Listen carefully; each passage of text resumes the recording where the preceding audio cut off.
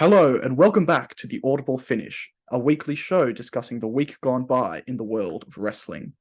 I am your host, Dimitri Kalos, and alongside me, as always, is my esteemed co-host, Thanasi. Thanasi, I want to welcome you to the episode, because I don't always do it, so this time I'm making the effort. Well, thank you. And before we begin, I think we should also mention for our viewers that at time of recording, it is Dimitri's 22nd birthday. So on behalf of the viewership and the listeners, happy birthday, Dimitri.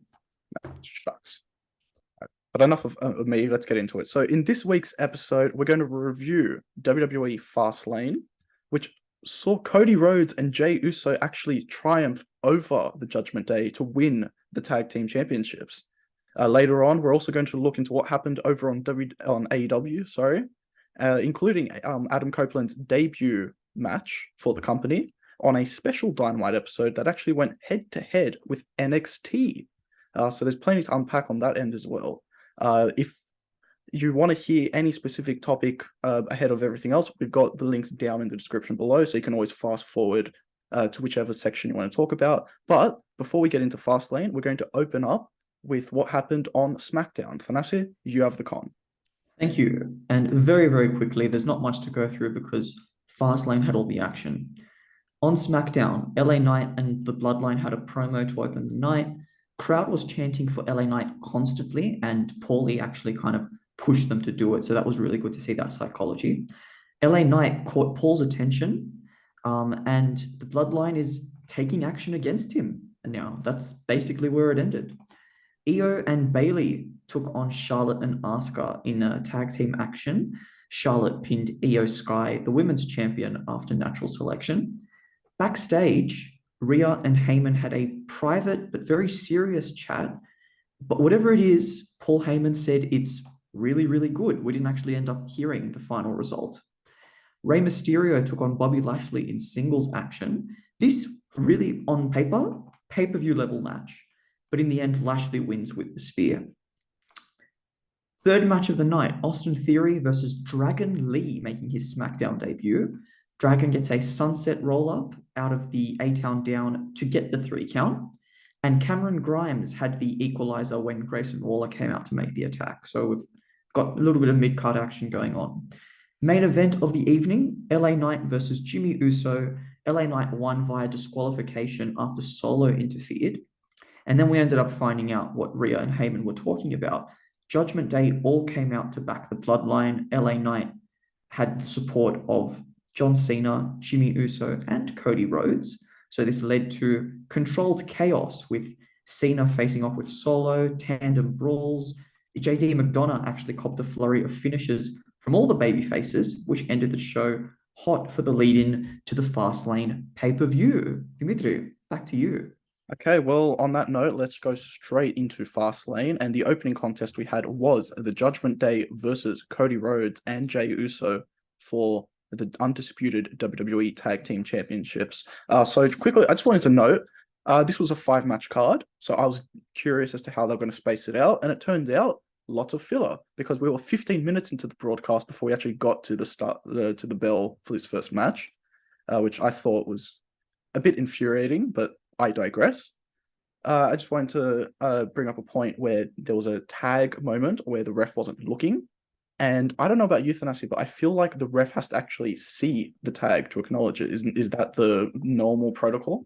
That is the normal protocol. Although in the past we have seen, I think it was Evan Bourne tagged in with Kofi Kingston. Well, actually, he did a clap so that it sounded like a tag. He didn't actually tag, but the referee, when he turned around, acknowledged it and even said to the heels, "I heard it, they tagged." So it's inconsistent. Okay. Well, let's get back into the action. So there was a really nice superplex here by Cody Rhodes on Finn Balor at one point. Uso went for his splash on Priest, and as he went for the cover, it got broken up just in time by Finn Balor. At this point, there was Dominic and Rhea Ripley came out, as of course. Jay actually super kicked Dominic Mysterio, and then he started eyeing up the women's world champ. So that was a nice little moment there. Priest landed a Hurricane Rana on Jay, and this was followed by a coup de grace. And I thought this would have been a really nice moment to end the match, but Cody made the save. Uso then super kicked JD McDonough, who also came out to the ring. Rhea Ripley at this point hit Jay with the briefcase. but Jay heroically managed to kick out at 2. JD McDonough accidentally hit Priest's weaker left knee, which was being sold during the match, with the briefcase, and this allowed Cody to hit Rhodes on top of the announce table. And then we saw a double team Cody cutter, which Michael Cole called a Cody 1D, and that was hit on Finn Balor and followed up by another Rhodes for the win. So shockingly, Cody Rhodes wins his first championship in WWE since 2014. The last time he won it, it was also the tag team championship, and he won it with his brother Goldust against, of all people, the Usos. So there's some nice little poetry going on there. But I just have to say, I was very shocked by this outcome. I thought the match was serviceable, it was fine, but I don't necessarily agree with this booking decision, and they're trying to build up the story now about like, oh, is Cody finished with his other story? Like, what's going on there? But I don't know. I think it confuses things, and obviously, main event Jey Uso is now back into the tag scene. So I don't know. Thanasi, any thoughts on this? I think that was my main disappointment, right? Like Jey Uso is a 2-time undisputed tag champion, but not with the same partner. Like he's separated from his partner, is going independent, and now he's won tag titles with just someone else. It's kind of weird. But if I can just make this point, at least on the performance in the match, props to Cody in this match, right? His strength was on fire. He caught Finn's leap into a fireman's carry, then dropped to his knees for a gutbuster. As you said, that delayed vertical superplex, that was awesome. And I really think commentary did not play up the strength factor enough. And I think it was because John Cena was on the card, and they've always made him out as the super strong guy. So can't have more than two strong men on the card, apparently. But that's my thought, at least on Cody's performance. I thought it was fantastic. Well, I don't know if the John Cena was the reason they didn't bring it up, but let's digress and let's move on to the next match of the night, which was the LWO versus Bobby Lashley and the Street Profits. Thanasi, what happened in this match? Well, the story going into this match, Dimitri, was the Street Profits and Bobby Lashley had brutalized Cruz del Toro and Joaquin Wilde to the point that the LWO was now down to just 2. So before they actually outnumbered the heel opponents, but now they were outnumbered themselves. So the question was, who would be subbed in? Well, the match actually started as a 2-on-3 handicap when the bell rang. So it looked like a potential flake, a potential disappointment. And during the match, Montez illegally was preventing the hot tag by attacking Santos on the outside. He even copped a Meteora from Zelina for his troubles, which should have been a DQ, really. And commentary acknowledged that as well. But in the ring, Ray hit a lucha-style DDT on Dawkins and had no partner to tag because Santos was out. So in his despair, the third man arrives. No, it's not Hulk Hogan. The third man is the man who will spit in your face if you're not cool. His name is Carlito. And Carlito comes in, he clears house. Ray hits a seated senton on Dawkins. Santos hits a tope suicida on Lashley on the outside. And Carlito gets the backstabber on Montez Ford to successfully get the pinfall win. So a little bit strange here. I don't know, felt like it was kind of just for the pop. Basically, like in many ways, without the return, bit of a house show match, to be honest with you, the way that I saw it. This could have been done on TV, frankly, Carlito's return or his return to the main roster fold, I think could have been done on TV. But basically, that's your match. The guys essentially won what was, for the most part, a handicap match. Well, I mean, look, yes, but I think you're forgetting the biggest factor, which is we've got the coolest man in wrestling once again in WWE. I mean, you brought up the third man in Hulk Hogan. I mean, who is cooler than Hulk Hogan? Well, Carlito is, for one. Carlito is the guy who, in 2004, arranged for the stabbing of John Cena in a nightclub and got away with it. Yes, there aren't many people in the world that can say they've achieved that. So now that is cool. All right, well, Thanasi, let's move on to the next match. And this saw Io Sky defend her WWE Women's Championship against Asuka and Charlotte Flair. I know that you had reservations, as you always do whenever Charlotte Flair's in a title match, but what exactly happened here? Well, let me outline exactly what happened in this match. So it began with Asuka spraying Charlotte right out of the gate. So when Charlotte actually gets back into the ring later after she's copped the mist into her face, both East Asian superstars actually start double teaming her. And it seemed like potentially that might be the story of the match, trying to make her more of a baby face. So that got me really worried about like the baby face prevailing thing. In any case, Asuka hit an avalanche German suplex on Io. Charlotte hit a double suplex. Io got a springboard sunset flip powerbomb. So we've got a lot of action going on. But I think in spite of this action, it was a little bit slow paced because the crowd maybe was tired from the Carlito pop. I don't know, maybe they spent their energy in that last match. And I think the women tried too hard too early without a chance to settle down. Like usually, I think New Japan has this style where the first little bit of a match is built up very slowly so that the crowd can recover from the pop of the previous match's victory. But of course, we do get a Tower of Doom spot with a Samoan drop instead of a suplex. So that was different. I really like to see that, mixing that up. And there was also a double submission spot on Charlotte, crossface by Io and a modified knee bar by Asuka. So again, playing into this baby face in peril kind of thing. I was still getting scared. Io cops a wheelbarrow and face breaker combination. Charlotte performing the wheelbarrow and then the face breaker or the what you would know as a code breaker by Asuka. And the finish of the match is Charlotte locks in the figure eight and Bayley distracts the ref as Asuka actually starts tapping out. I was traumatized because I remember Asuka tapping at WrestleMania all those years ago to end the streak. And then Io hits the moonsault onto Charlotte as the ref turns around, having broken up that figure eight, and the ref turns around to count the 1, 2, 3. Champion retains. Thank goodness. Io is still our women's champion. Yes, indeed. And I kind of had similar thoughts to you. I didn't think this was a perfect showing from these three competitors. I think they've all done better things, even in like recent times compared to this. But I think good booking can sometimes improve mediocre or less advanced matches. And in this case, that's how I felt. I think that the booking decision was correct. So you can sort of let go of the spots and the concern of the match quality in itself.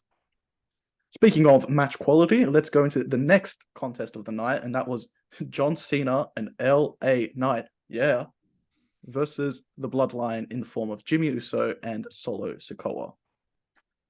Look, Fantasy, I'm not going to lie.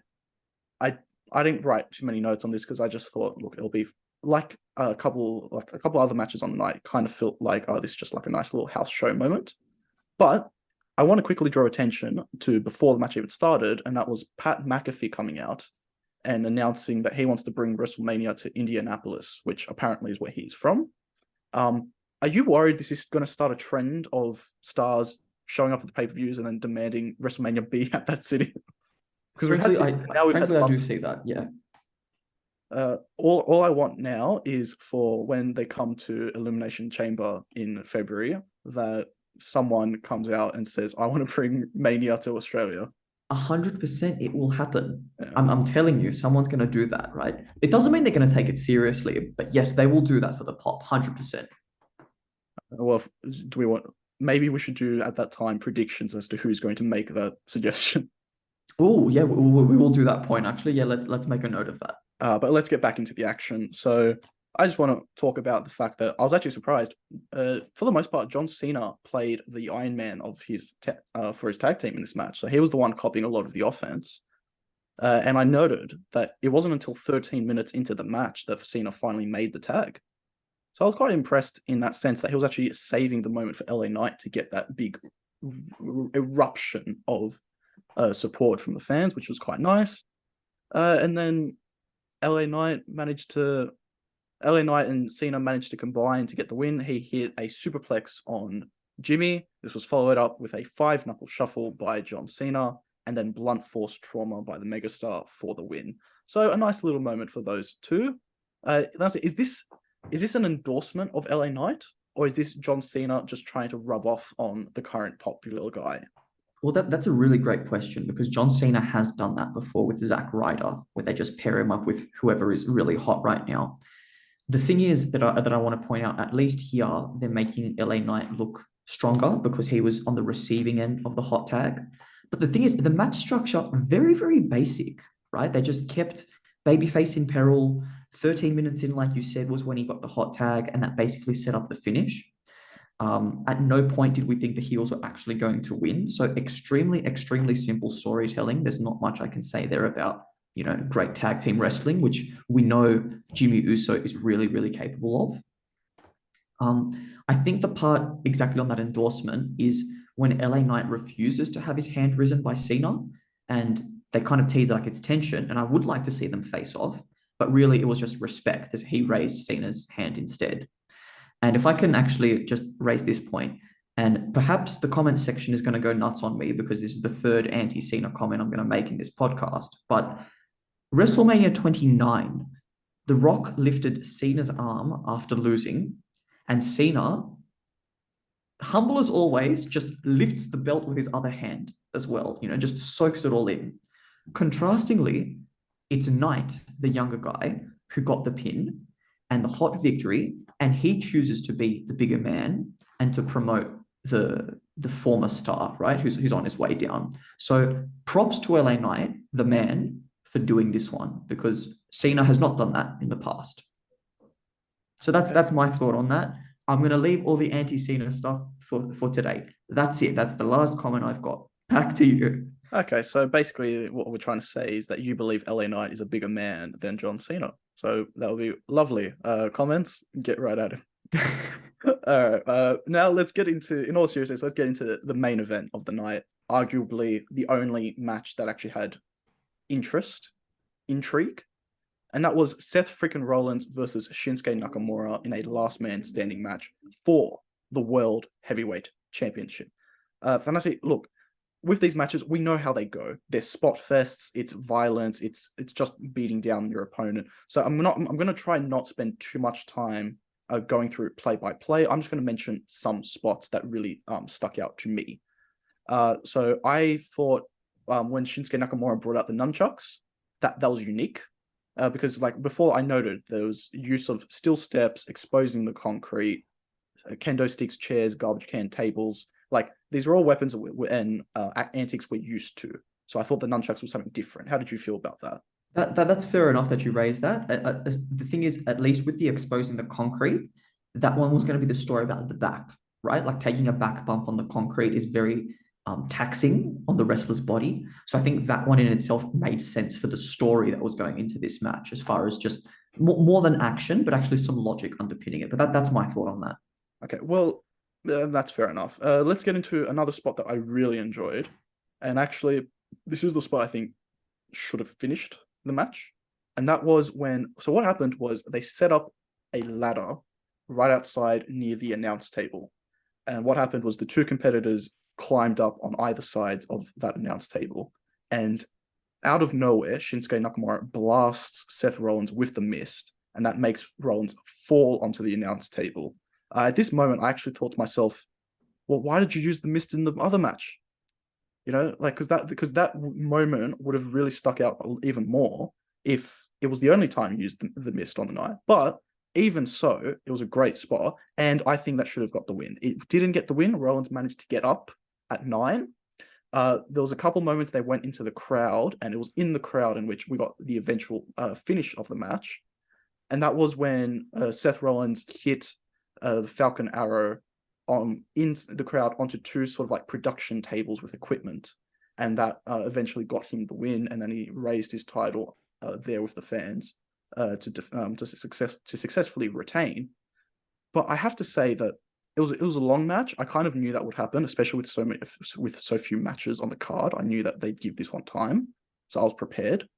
But I just think that I have this issue where when you have the most interesting spot not be the finish of the match and you keep going, that I always think that you kind of always feel afterwards where it's like, oh, it's like you've gone to the top of the mountain and now you've peaked and now it's like you're steadily just going back down.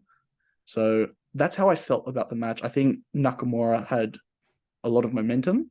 I understand why they didn't want to give him the title at this point, but I also felt like they should have tried to coordinate the match a bit better so that Rollins got that really good holy hell moment instead. How did you feel about the main event? Yeah, I actually I find myself agreeing with you because I noticed, like, I'm going through my notes before he hit that Falcon Arrow through the two tech tables in the crowd. Rollins hit a pedigree on an elevated platform and then also a curb stomp. So basically, it took him three maneuvers to put his opponent down.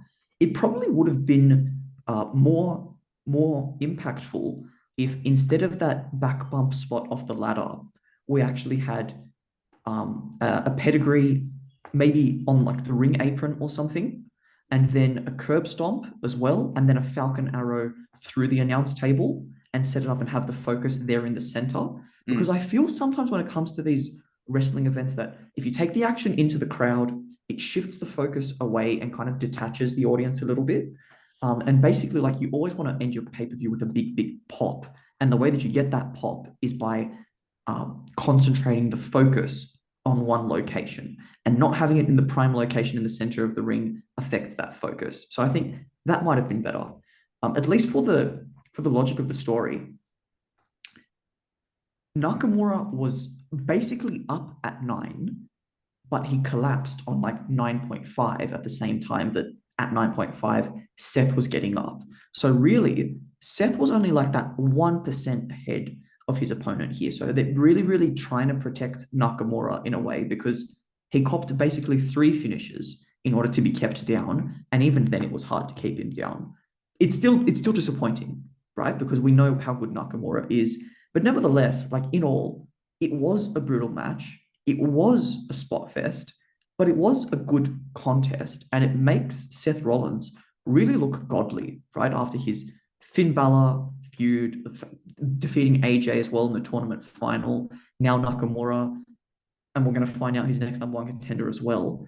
But he's looking like a really strong champion. We know he's credible, but just the booking has been really good for him. It has been. And you know what? That suggestion you made on how to end the match actually sounds really cool to me. And I kind of wish they went that route. But you know what? Fair enough. You are right. They are booking him very strongly, which should mean that whoever does defeat him gets that extra rub on top of just winning the title itself. Just to quickly wrap it up, we had our predictions on this pay-per-view, Thanasi, and it was a draw. It was a draw. We finished 2-2, which means by virtue of you having won the last predictions round, you retain.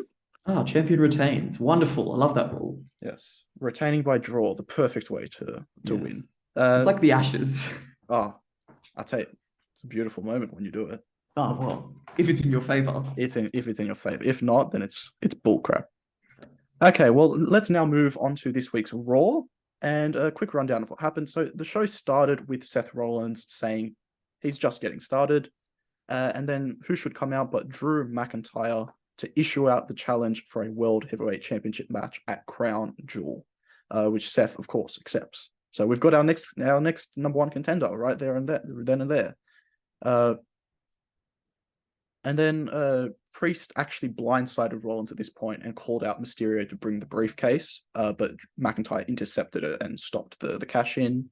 We then had our first match of the night, which saw Ivar defeat Kofi Kingston in a Vikings rules match. This was followed up with Ricochet attacking Nakamura backstage during an interview with Byron Saxton. And the Judgment Day, also in a backstage segment, revealed they've booked a rematch for the tag titles at some point. And JD McDonough has been tasked with taking care of Drew McIntyre for the night. So we'll get a little bit of what's going on there. Raquel Rodriguez and Nia Jax had a match with Rodriguez actually powerbombing Nia Jax at one point. So that was quite a good feat of strength. And Ripley actually caused a DQ in the match by interfering and attacking Nia Jax. Baszler then got involved and started targeting Rhea Ripley, and that's been set up, those two to have a match next week on Raw. Michael Cole had another in-ring segment this week, so I think this is going to be something they're going to start doing a bit more frequently. And basically, he quizzed Cody on what's next, and is he still going to finish the story. Before he could answer that, however, Kevin Owens and Sami Zayn come out and ask them for a title match later in the night, which is accepted. So our main event is set up. At this moment, Sami Zayn actually had a weird theme play that wasn't his, and he even acknowledged it on the mic. It's like, oh, I'm not used to that or whatever. Did you hear that as well? Yeah, was it like his heel theme song or something? Like it was weird, right? It was weird. I didn't recognize it, but I just knew it was different. Yeah. And we know that it was a mistake because later on the night when he came out, he had his normal theme back again. Bronson Reed beat Ricochet and Chad Gable in a number one contenders match for the Intercontinental Championship. So next week he'll be facing Gunther for that title.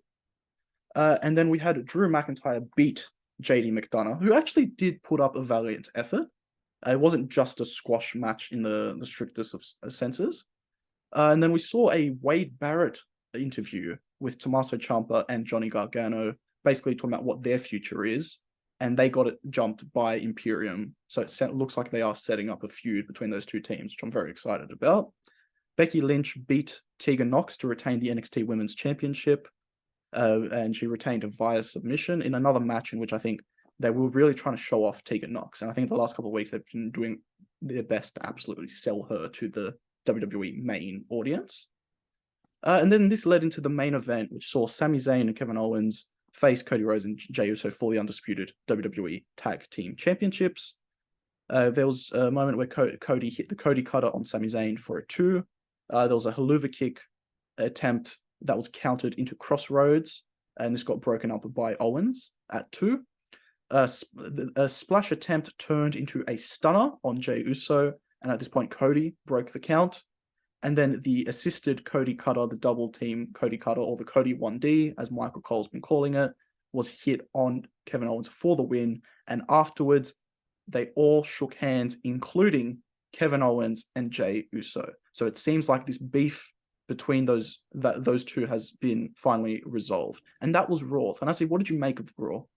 Well, with the baby faces now all making amends, and following on from SmackDown as well, where the Bloodline and the Judgment Day came together, I'm starting to think that maybe War Games is starting to shape up here, and it's going to be a real bloody war. Like, we're at the point, I think, where I can say that it makes sense, right, to have these people in a War Games match. It's not just, oh, it's November, let's put them together. So I'm really keen for that. But the thing is, once again, the main event was the same people over and over again. So like we need to mix this up, right? We've got to have more direction here, or at least have the world champion in the main event. That's my view. Yeah, 100% agree. I don't know when this will change, but I hope soon, because I want to see the show close on the most prestigious title of that promotion at the very least, which should be the World Heavyweight Championship. On that note, let's move on to AEW, and we're going to be starting off with the latest episode of Collision. Thanasi, do you want to take us through what happened? I will take us through the latest episode of Collision. So the show opened up with FTR versus Ricky Starks and Big Bill in a title match for the AEW Tag Team Championships. Now, Cash was injured at Wrestle Dream. They've explained it in kayfabe, but he is injured in outside of kayfabe as well. Big Bill hits a massive chokeslam on Cash at the beginning of the match to effectively neutralize his impact on this contest. So basically it becomes a handicap match. Ricky's instructions were 3 chokeslams on Dax in the ring. And then, and only then, does Ricky hit the spear, get the pin, and these boys are now AEW World Tag Team Champions. So it looks like either maybe they're going to be transitional champions to go up against the Young Bucks and drop the title soon. I think that might be the case, but certainly Cash must be really badly injured for them to get the belts off them, right? Do you have a thought on this? The first thing I thought was why. The injury explained it, and I was like, fair enough. But then I thought immediately exactly what you just said. I'd put money on it that they're going to drop it the first chance possible to the Young Bucks. That's my prediction, and that kind of infuriates me. If that is what happens, that will infuriate me because it just doesn't feel right. But that it is what it is. But needless to say, I was quite surprised by this. Well, I was also pleasantly surprised by the next contest because there was basically a guy who's a tag team guy and he was in a really good singles contest. So it was Bryan Danielson taking on Kyle Fletcher. It was a lot of fast-paced action by both, but until Bryan slowed it down by cinching in the patented surfboard, and he followed that up with some really stiff elbow strikes as well. Fletcher's suicide dive goes head first into the barricade. I was really worried about the poor bloke here. Danielson then hit a stiff running clothesline, following it up with his yes kicks to raise the tension of the match. He hits a Frankensteiner, they exchange suplices. Kyle delivers a Michinoku driver and then locks in a Dragon Sleeper. But Danielson rolls up out of it and actually tries to end it sneakily, and he does. He does. He gets the pin like rolling up out of the Dragon Sleeper.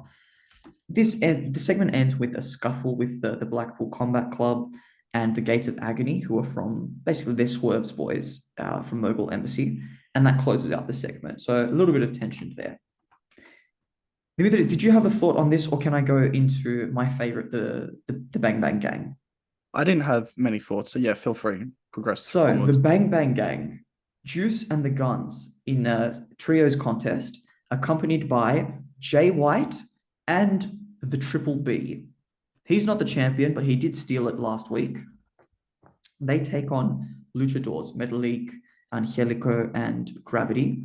Juice is the one who ends up getting the pin after his forward falling DDT. But the more interesting stuff coming out of this is the promo that Jay White cuts. He says MJF didn't care enough to get his belt back because he's not around. So instead, he calls out Hangman for a non-title match. They call it an eliminator match. In fact, even though he's not the champion, he can't have an eliminator match. And if you're not down with that, again, we get guns up. So they're really building up this this catchphrase of replacing if you're not down with that, suck it with guns up. I'm personally a fan. I like it. I don't mind it. But that's something that they're really trying to go with. And I think, Dimitri, you'll notice that on Dynamite, they did the same thing as well. The fourth match of the night, it was the Iron Savages taking on the Acclaimed. Nothing much to bring up here, but Max Caster drops the elbow for the champs to retain. So this was a trios championship contest as well. Another interesting contest, or another interesting angle, rather, Timeless, Tony Storm taking on Kira Hogan. Tony comes down and gives the announcers scripts, or rather screenplays, because she's a movie star. And they don't really follow it too much because Kira was actually supposed to just lay down for Tony. She got a copy of the screenplay as well. And instead, she tears up her copy. So Tony beats the chest of Hart, who responds by attacking the rump of Storm. And of course, you can all infer exactly which body parts I'm referring to there. Tony delivers a hip attack, her patented hip attack, and then delivers a Storm Zero pile driver for the victory. Now, Dimitri, you might have a response to this, but I was kind of getting vibes here of Michelle Pfeiffer's incarnation of Catwoman, like the Selena Kyle from this performance. It's like a barely contained chaos that's still channeled into constructive destruction, if that makes sense, right? The destruction being obviously her career, but the constructive being building her on the card. She's actually becoming like an actual star on this. What do you reckon about this whole Tony Storm thing? It's an interesting comparison you brought. I didn't think of it like that. The thing I've been getting the vibe of is like what I said last week with the Sunset Boulevard reference. It's the idea of the star, someone who perceives themselves as a star, potentially losing their status. That's the vibe I get from this character, and that she's very neurotic about her standing as a performer, as a wrestler, and just as a main act of the women's division. And I think that's the angle they're going with, which ironically, by doing this, she's actually becoming the most interesting part of the women's division, in my opinion. Well, the next match of the night, which was the final match of the night, but not the final segment, was for the Ring of Honor World Championship. So Eddie Kingston took on Commander, And the finish came when Eddie looked for Northern Lights, the Northern Lights suplex, but Commander turned it into a DDT, and they scuffle for a pin. Eddie makes his whip around elbow strike, and that is what ends up getting the victory, and he retains the gold. The real main event of the evening, however, is an Adam Copeland promo. I'm going to have to get used to calling him Adam Copeland because for many years I've called him Edge. He puts over Jim Ross on commentary as his first act. That was very classy of him. And he says that the point of his AEW run was to team with Christian. But unfortunately, Cage started getting colder and colder over time in his responses and eventually stopped replying to Copeland in their correspondence. So he says that he should have seen it coming. And he compares Christian to a Bond villain. You know that my preferred comparison is that Samoa Joe is the Bond villain, really. But he did make this comparison as well. And Copeland says he is confused about all this. So he calls out Christian, who appears on the screen, who appears on the Tron. He says that he refuses to give any answers until Title Tuesday Dynamite, building it up there.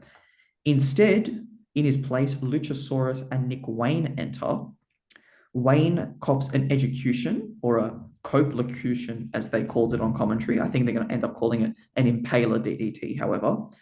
And he looks for the spear, but instead runs into Luchasaurus's chokeslam and his extinction lariat to the back of the neck. So as the pair look for a concerto, it's Darby Allin that makes the save. He can't bring himself to attack Nick Wayne, however. So Luchasaurus takes control and they hit a concerto, not onto his head, but onto the injured arm of Darby Allin to a chorus of boos as the show closes out. Dimitri, that is the end of our collision. Do you want to take us into where this led on Dynamite? Absolutely. So this week we had a special Dynamite, which, to be honest, they do quite a few of these, so it's not always special. But this one was called Title Tuesday, and notably took place on Tuesday. Now, this is interesting. We'll get into it afterwards about AEW, but this went head-to-head with NXT, and that was, to me, the biggest news item coming out of this week of wrestling. So we'll talk a little bit about that later. But to start off, we had Bryan Danielson versus Swerve Strickland in a #1 contenders match for the TNT Championship. This was a great match. I didn't take too many notes because I was enjoying the action, but the thing I noticed is these two had good chemistry. And I think this was one of those matches where Bryan winning actually still managed to elevate Swerve's status in the company. Like, putting him up with that type of talent just gave him that extra oomph and that extra engagement with the fans, which I think Swerve has got a good high ceiling, and I think they're going to start pushing him a little bit more in the not too distant future. The next match we had was a squash match, essentially, where Powerhouse Hobbs annihilated Chris Jericho, actually hit him with 6 spine busters in the course of the whole match, and then hit him with 2 front slams, the second one finally giving him the win. So this was a match where Hobbs dominated the action and was quite a good outing for him. We then saw a video where Adam Cole was mowing Roddy Strong's lawn. Okay. And this was followed up by Ray Phoenix versus Orange Cassidy for the AEW International Championship. And Orange Cassidy, notably, won back his title after an orange punch and a mousetrap pin. So he's back with the gold. And notably, he looked very obsessed with the gold. Some might even say he would call it his precious. So that was interesting. We then had, I wondered this last week when we were going to get the close-up with Toni Storm. Turns out I only had to wait a week because we got it this week. And she revealed her film Lover's Lament in the form of 2 different acts. And can I say, I'll let you talk because I know that you've got some thoughts on the previous matches as well. But I'm going to quickly say, what the hell was this silent film? Because I watched it and I still don't really know what the hell it was about. All I know is that this person is really entertaining. Look, she's fantastic, and it was. I think that the point of it was just like, I mean, we're getting into a little bit of analysis here, but the point, I think, is just like this absolute chaos, right? Like, she's just descending into a kind of madness, and I think like Silly comment is the fact that I liked how in the interview, Tony pronounced the word film with two syllables, film, which I do that very often. So I thought that was cool. We must be kindred souls or something. But yeah, at least early on in the match, I agree with you in the night that the whole Swerve and Danielson having a fantastic match. It should have gone on longer, if you ask me. They should have used that for the whole first 30 minutes that was commercial free. That's just my opinion. I just would have liked for it to go longer. But that's my thought, yeah. Okay, well, let's move on. There was another squash match with Wardlow completely dominating Matt Sydal. 4 power bombs and then a referee stoppage. So they're continuing this little theme of referee stoppages for him. And then we had Hangman Adam Page versus Jay White. And this saw Jay White actually beat Adam Page. There was some interference from Prince Nana, which gave a distraction for White to then roll up Adam Page for the win. And this is continuing the Switchblades' winning streak against the Hangman. Hasn't lost to him at any point, I think, in his wrestling career, which is quite interesting. But for me, the bigger news coming out of this match was actually the post-match stuff, and that was when MJF came out requesting his title back, and obviously they weren't answering. They said, "No, you should win it back because he's not actually the champion in their eyes, because they took it from him." So he said, "No, you should win it back. That's the honorable thing to do." And then Juice Robinson revealed that there's going to be the battle royal for the Dynamite Diamond Ring next week, and that he's entered himself into that. And he said that he's going to offer MJF a gift after he wins the match, and that is $10 worth of quarters, which I'll get into that a little bit later because I just want to run through the show and then we'll go into the highlights. So next we had Hikaru Shida versus Saraya for the AEW Women's World Championship. And I just want to bring up, so this saw Hikaru Shida become the first ever 3-time Women's World Champion in AEW, which is quite impressive. However, I don't know if you noticed this. They repeated the same type of spot as when she won it against Toni Storm, which is spray paint in the eyes, go for the pin, fail, and then she gets the roll-up. So it was the spray paint in the eyes, finisher, she kicks out, and then a roll up for the win. She did the same thing here. Saraya spray painted her in the eyes, hit her DDT finisher. It was a kick out at 2, and then she'd rolled up Saraya for the win. So I didn't like that they repeated themselves, especially since it still is quite fresh from the last time she did that exact same antic. Fantasy, did you notice that? And if not, do you feel that matters? Well, I think what I picked up more on was the fact that I don't know why, if it was laziness or maybe there was an injury going on, but it just felt like a lot of the offense was a bit weak from Shida. Like the stalling German was not hit with impact onto the apron. Like I get that. But the thing is, like, if you just want to be careful on the apron, don't have a spot on the apron. Do it in the middle of the ring and hit the German properly. Like the Meteora was weak. The diving attack was like half-hearted. I'm not sure exactly what was going on here. But in all, I think, which is like an overarching comment, I wonder, was it the right call for Hikaru Shida to take the title off Saraya, or should it have been Toni Storm? I think Toni Storm. Yeah, I felt this was completely out of nowhere. So quite frankly, happy for her getting the win, but I didn't feel like it was earned in a booking sense. I agree with that. And I think one way that could be rationalized, it could be that Toni Storm lost the title to Hikaru Shida, and that's what started her downfall. So maybe now this is her redemption arc. But it just felt like it should have been going for Saraya versus Toni Storm. I feel like that one was the money match. But that's my opinion. And I can't fathom why they made this call, really. Well, I'll quickly wrap up and then get into the highlights. So Christian Cage had a very good promo that I'm actually going to quote a bit later on, explaining why he told Edge, Adam Copeland, essentially to go F himself. And then Adam Copeland had his debut match in AEW. They immediately sold the angle of his neck copying damage, where he actually took a hit to it before the match, and then immediately Luchasaurus hit a tombstone pile driver. But as you noted, he was able to get back into the match and actually hit his Impaler DDT, which was the former Execution, and that got him at 2. He then hit Luchasaurus with a superplex, a very impressive superplex, mind you. And at one point, Nick Wayne set up a chair in the corner, and the distraction saw Adam Copeland sort of delay his spear, and then when he went in for it, he just went straight through headfirst into the chair. Luchasaurus followed it up with a chokeslam. Kick out at 2. Copeland runs off the ring apron at one point, and off these steel steps they set up on the outside to spear Luchasaurus, which was a really nice spot, essentially going mid-air at one point to spear the monster.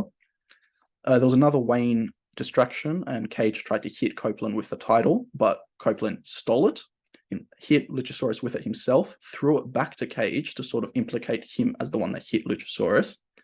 And then when the monster was confused as to what was going on, Copeland took advantage and then hit him with another spear for the win. So Adam Copeland victorious in his AEW debut. Did you have any comments on the match itself? Because that, for me, personally wasn't a highlight. It was a good match, but I thought there were 2 other things on the show that were more interesting. With this match, the notes that I took, basically, I've got here 2 keywords: simple and then basic. Simple, referring to the babyface storytelling, right? Like the babyface starts on the with the lower hand and kind of like really trying to rally, trying to become, trying to just like get that step up again because they got knocked down a peg in the beginning. So that was really where I thought it was coming from. But I really liked the finish. It was a little bit tainted by the fact that just why was the ref distracted by Christian being on the ramp on the stage? Like there's no reason for that to distract you. Like you're too far away. Just who cares? But in any case, the smoking gun sequence was really good. Right when we had Luchasaurus turn around and see that it was his mentor that supposedly struck him in the back with the TNT title belt. I thought that was really cool. But then like the finish was a multi-person brawl, and because like BCC came out to save the attack, and then Mogul Embassy came out, and it's like, well, multi-person brawls are supposed to build up to pre-pay-per-view, not fallout from pay-per-view. So that was a little bit weird for me. Or they build up to a wonderful stipulation that William Regal likes to call War Games. Do you think that that's what this is? I don't, only because of the date. I think it's what you said. It's just an excuse because there are all these different components going on. But yeah, when things as interesting as what Copeland is doing with Christian Cage, you don't need the extra filler, in my opinion. Look, I understand that this on the Saturday they're going to have what's his face Danielson versus Christian for the TNT title. I get that, but then why is Mogul Embassy coming out? Why is Hangman coming out for a brawl? BCC makes sense, but that's about it. That's my thought.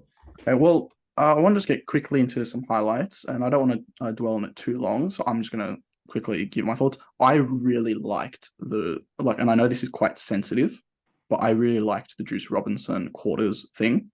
I think that as long as they can handle it in a tactful way and respectful way, and with the permission of MJF, who like can take out his frustration but doesn't legitimately feel attacked by it. I thought that was really superb. Did you feel that way, or did you think it was a bit on the sensitive side? Look, I mean, the way that I think this needs to be portrayed in order to make sure we're not crossing any lines is it needs to be about MJF's story, okay? And the thing is, it's very hard to separate it from the fact that it was a hate crime. It was an anti-Semitic hate crime that MJF was a victim of.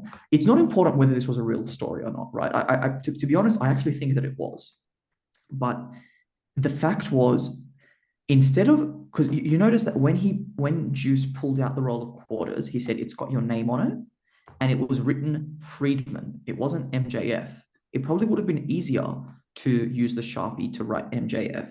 But the thing is, he chose to write Friedman because that is the Jewish surname. So it's really calling out the crux of this fact being a hate crime. And when I saw this happening, I immediately went to Google because I watched this. I didn't watch this live. I watched this after the fact to see if Juice himself is Jewish, and maybe that's where it's coming from, that they're trying to build it up for that reason. But the thing is, before I could even click on his Wikipedia page, I saw that AEW has been copying a lot of heat on the dirt sheets for having hit this angle. So we must tread very, very carefully when it comes to hate crimes, when it comes to putting racism on the television screen, because racism under no circumstances is acceptable. And if we're going to portray it for the purposes of commentary and for art, we need to do it in a way that is appropriate. So I'm curious to see how this pans out, but I'm very cautious about it. That's it. Well, the other highlight I had wasn't as sensitive in that respect, but it definitely would have gotten under Copeland's skin. And that was when Christian Cage gave his promo and he said, essentially, screw you. You want a tag team now. Why didn't you want your tag when you were the one on the rise and I was the one that could have used that extra push? And he basically said, screw that. You need me. I don't need you. And then he proceeds to say, I know your wife, Beth, is a big fan. And he said, Beth, why don't you better put some new clean sheets on your bed because your new father is coming home. And he directed that to his kids as well. That idea of, he will be the new father. And then I liked that Copeland actually came storming out at this point. And if I may be so bold, he should have stormed out with this much enthusiasm when he debuted. Because when he debuted, he's doing his little, hey, warming up the crowd when he's supposedly trying to defend Sting from an attack. So I think this time they got it right. That time they could have followed a similar suit, but I just thought Christian Cage, what a bastard, is keeping it going. So that wraps up AEW Dynamite from this week. But the thing I want to talk about is, because it went up against NXT, I'd like to talk a little bit about what happened there. We don't normally discuss NXT, but we're making an exception here, given the stacked episode WWE prepared for NXT this week. And this includes featuring guys like Cody Rhodes, John Cena, Paul Heyman, Asuka, Rhea Ripley, LA Knight. They even had the first official appearance of Lexis King, the wrestler formerly known as Brian Pillman Jr. And the main shock and greatest appearance that came on this episode was The Undertaker. So they were really going at it to try and combat and win the ratings for this week, which apparently they did. So they got 921,000 viewers compared to Dynamite's 609,000. Obviously, this isn't Dynamite's regular day. But do you think NXT did a sufficient job in your eyes from distracting you from Dynamite? Because that seems to be what they're trying to do. They're trying to distract the wrestling audience away from Dynamite and focusing on NXT. Do you think they did that? Well, if anything, I would disagree with the premise and say that the whole point of Title Tuesday was to distract from NXT, because this is NXT's substantive time slot. In any case, though, even if I accept your premise, the ratings speak for themselves, right? The fact that you pulled it off, because the way to think about it is, could NXT increase its ratings compared to last week? And I think last week they were somewhere around the 800,000. So to get that jump of 100,000 from 1 week is actually pretty good. I think more the way to think about it is, how much has WWE now acknowledged AEW as competition? Because they've tried to reject them. In the past, they've used arguments like, look, NXT is developmental. We don't think of it as competition, right? So to kind of like say that when Dynamite was winning the Wednesday Night Wars, that they were winning because that's their primary show versus a tertiary show. But then at the same time, you can't use that argument with the inverse and then expect it to hold up, because if you say that NXT is our third brand, then it needs to be able to compete. And at that time, it wasn't. It was black and gold back then. In any case, the point that I'm trying to get at here is that NXT, by stacking the roster, really acknowledged, it was an indicator to the consumer that they acknowledge AEW as their competition. Right. Well, this was the first edition of the Tuesday Night Wars. I don't know if it'll be as regular as the Monday night or even the Wednesday night. But if we're going based on the numbers, it seems NXT did win it. So that's impressive for them. I'm sure they'll take that as a win. Well, that brings us to the end of this week's edition of the Audible Finish. Next week, we're going to be reviewing the shows as always as they build to their next pay-per-views. So with AEW, especially the developments on the Christian side with Adam Copeland and MJF with BC Gold from WWE, they're obviously going to be building towards Crown Jewel. And we're also going to be talking about Roman Reigns, who will be making an appearance at this SmackDown. So there's plenty to talk about next week as well. Be sure to tune in. Thanasi, great to have your company as always. Well, thank you for having me. And once again, in the words of the Mad Hatter, a very merry unbirthday to you. Yeah. Well, thank you to everyone for tuning in. And until next time, we hope everything you do is just too sweet.